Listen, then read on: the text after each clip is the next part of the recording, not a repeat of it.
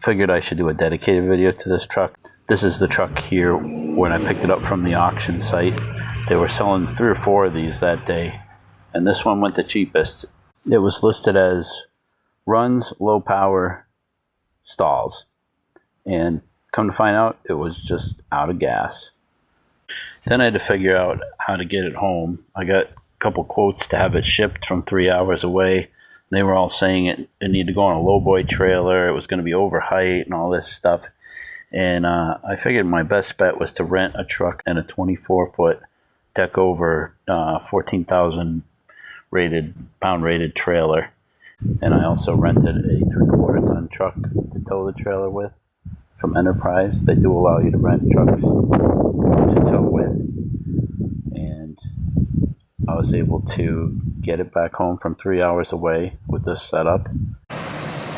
This is my 2001 Chevy 3500 HD, which is different than a 3500. They made those in 2001 also. This is more equivalent to like a 45, 5500 truck, but for whatever reason,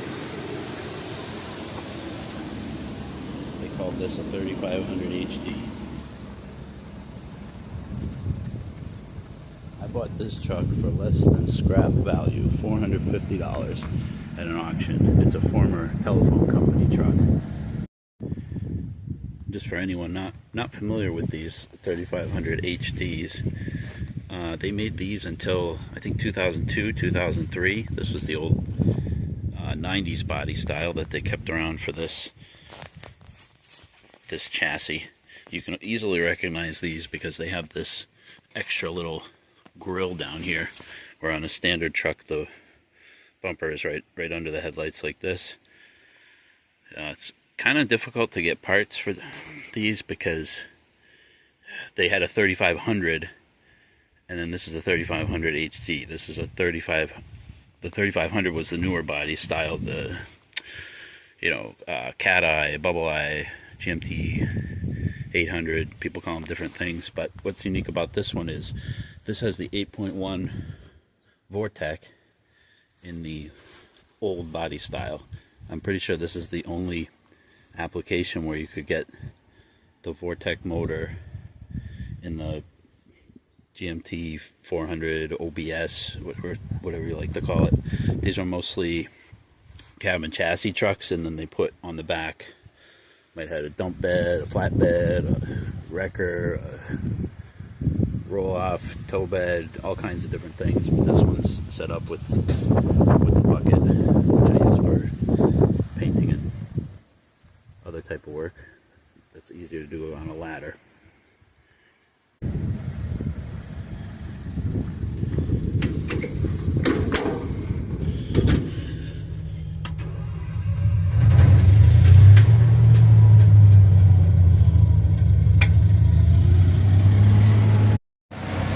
One quirk about it that I can never remember is you can't operate the lift without the flashing lights on. I'm sure that's something I could figure out a way to bypass, but for the time being, I just live with it.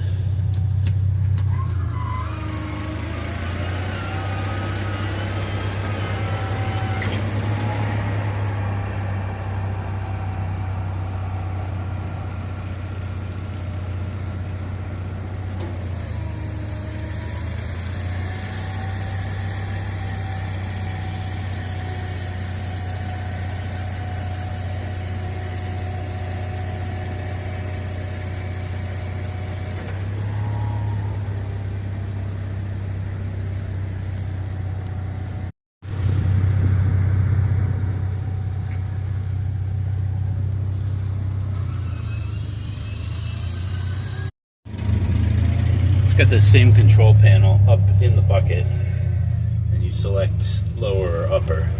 So when I'm going to go up in the bucket, switch to upper control, up here.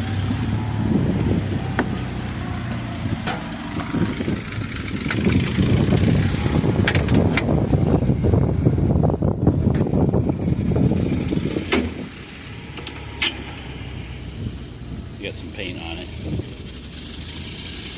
It raised, and then this is a speed zone. like double speed.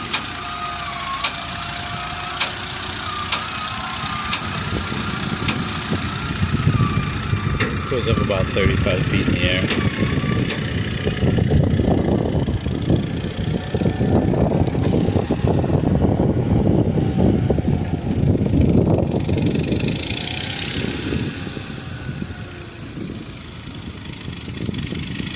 And it extend.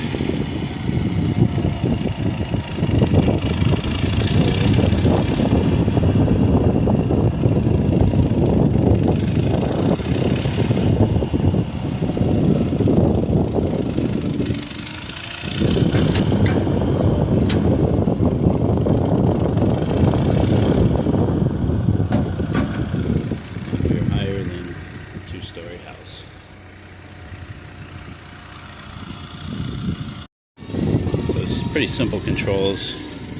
This starts the generator when it's off. This is raise and lower, self-explanatory. This is to rotate counterclockwise. I got paint on it. Clockwise and counterclockwise. So counter based on this. So counterclockwise sends us that way. So here's counterclockwise. Move this way. And clockwise, obviously, goes back. Then we have extend and retract for the boom. And retract. And we start heading back. And like I was showing, this is speed high and low. If I toggle that, you'll see it go faster. A little bit faster. Now, what happens if you run out of gas or the generator stalls? Do you need a rope? Fire department? Nope. It's got a battery backup DC pump. So you hit this, kick on, and then the controls will work. It's operating on battery power. So you wouldn't want to run all day on that, but it gets you out of a jam.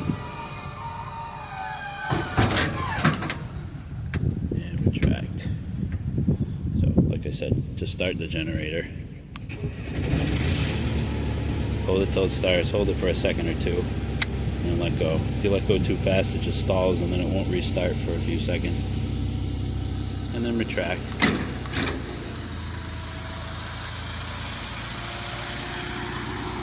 Kick it on high speed. There's low, there's high.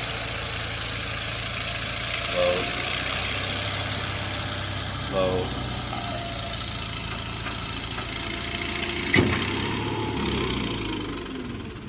That's about it. Been using this to do a lot of painting and soffit work here. I've used it for some tree work, different things like that. Like I said, I paid $450 for this at an auction. Other ones sold for more, probably because they were a little better looking in the cosmetic department, but this one ran and operated. I had a couple of busted brake lines on it I had to fix to get it to be usable. I mean, it's got a fair amount of rust on it. I've never driven this on the road. I just have towed it on a trailer to where I'm going to use it. Someday maybe I will put it on the road, but really I bought it more as a tool than as a vehicle. And I've got a 8.1 liter engine with a 4L ADE behind it. It's worth more than what I paid for the cost of admission. At one point the transmission was replaced. They never circled this, but the transmission does have a Jasper plate sticker on it. It runs okay. It's got this cam code. I replaced the cam sensor once already.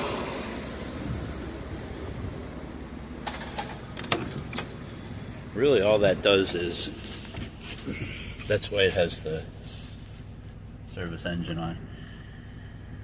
Someday I might try to fix it. I put a cheap cam sensor on it and didn't change anything. 156,000 miles. Runs good, good oil pressure. Oh, It's doing like a little dance there. 50, 60, what'll it be? Like I said, runs okay. And that cam sensor, all that does is we lose the tach. And when you go to start it, it has kind of an extended crank time. And my understanding is it's waiting to see that cam signal. If it doesn't see it, it goes into a different program strategy, running strategy, where it relies just on the crank sensor and not the cam. So if you see it, when I go to crank it, of course that time it doesn't do it. It's got a twin cylinder commercial generator, 2 cylinders, gas. On the back of it is mounted a hydraulic pump. That's why the switches up on the bucket say generator. On board, it has a 6,500 watt generator, and here on the side you got a 220 outlet and a couple of other outlets here. You can start if you want to.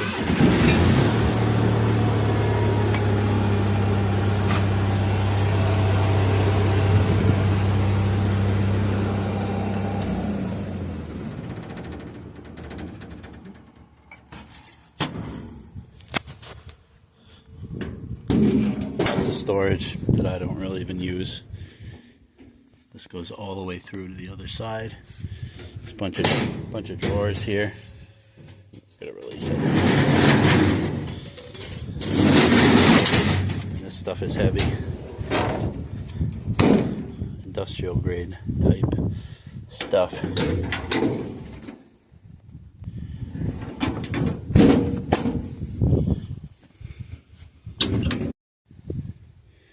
And this is where the rust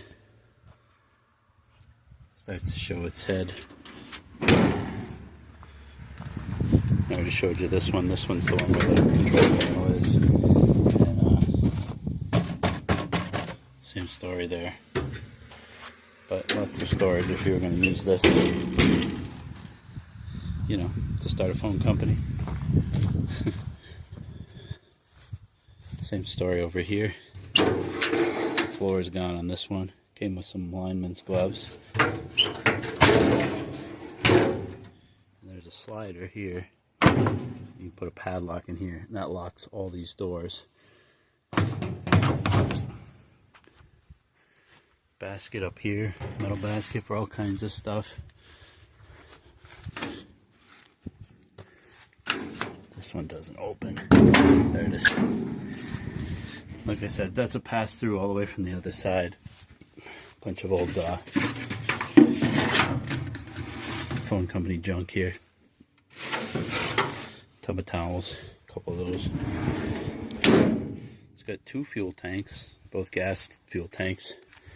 This is the main one that powers the engine. This is the one that powers the generator. There's supposedly some kind of equalizing valve that will pump some from one to the other. I don't exactly understand how it works. And somehow the fuel gauge on the dashboard takes an average of the two. So something like that. But there's two fuel tanks with 2 fuel pumps, and then there's, like I said, there's a module, and somehow it'll pump from this. Yeah, here. This explains it better than my words. The genset receives fuel from the auxiliary tank, which is this one. The vehicle receives fuel from both tanks, and I believe what I'm saying is if this goes low, it'll pump from this one. If that makes sense.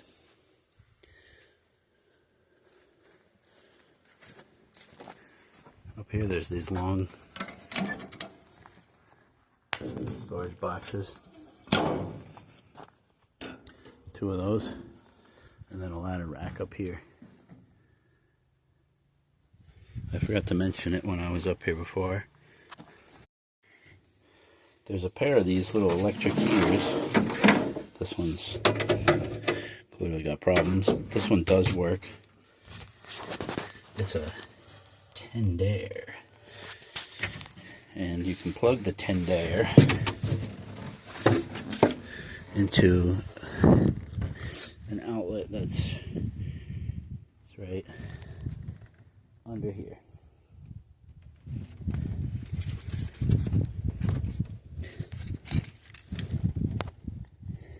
That does work, and that'd be handy if you need to use some kind of corded power tool up in the air. This lever releases the bucket, so the bucket can rock back and forth. So as you're going up, the bucket stays level rather than going like that and dumping out.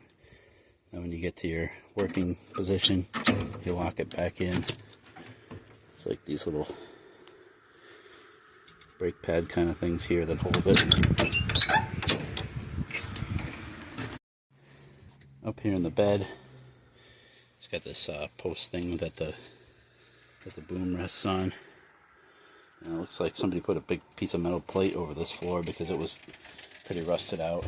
This is pretty rusted out. This is all banged up and torn from this thing. From just this thing, the weight of it and swinging around. Up here we got, this is a two-hander, hold on. Another big storage box up here. The hydraulic tank. And down in here, see that electric pump, the backup pump, the DC pump. Some of these hoses are due to be replaced. They're looking pretty weathered. It does have a mechanism where if there's a hydraulic failure, it just locks in place so you don't go crashing to the ground. It's got a pintle hitch here and some kind of trailer hitch here. I don't know what they towed with this. Maybe like a little trailer that held a reel of cable. I can't imagine they towed telephone poles with this. But it's just 2-ton capacity. I know you can get a frame hitch for this and tow some serious weight with it.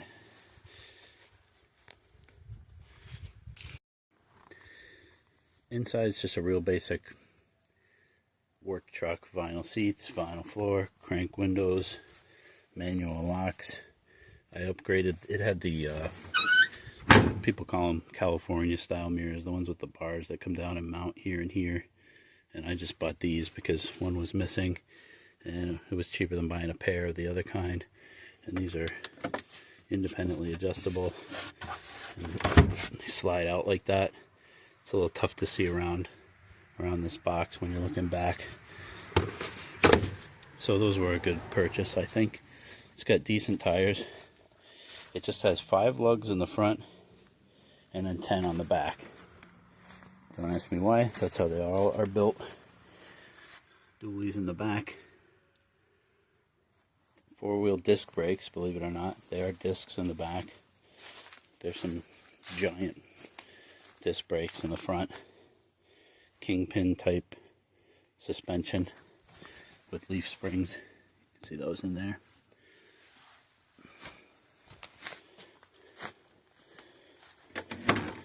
All the tires are dated 2017. Everything in here works. Heater, no AC.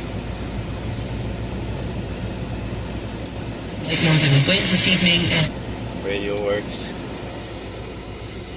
It's got a trailer brake controller. This is the switch that turns on those strobes that I need to operate the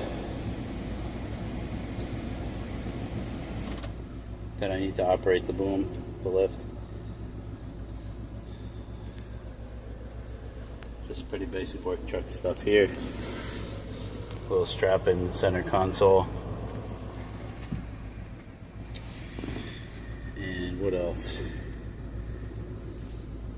This is not a PTO.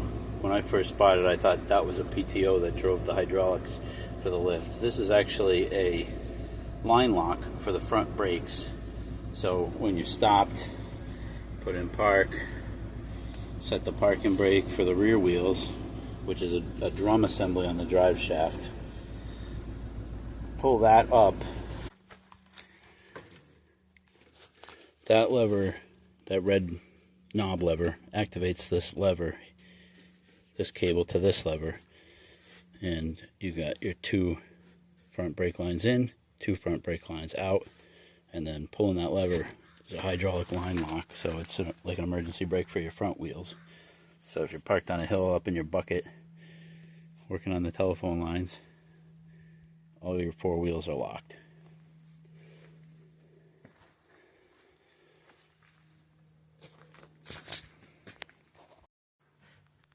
So I bought this summer of last year, changed the oil, trans fluid, filters, and brake lines and an oxygen sensor. I was looking at towable lifts, and you really can't get into a used one for less than $8 grand. And even those are pretty rough looking. Decent bucket trucks sell for probably in a $5 grand neighborhood, something older that's roadworthy. But for what I paid for this is about what you pay to rent a lift one time.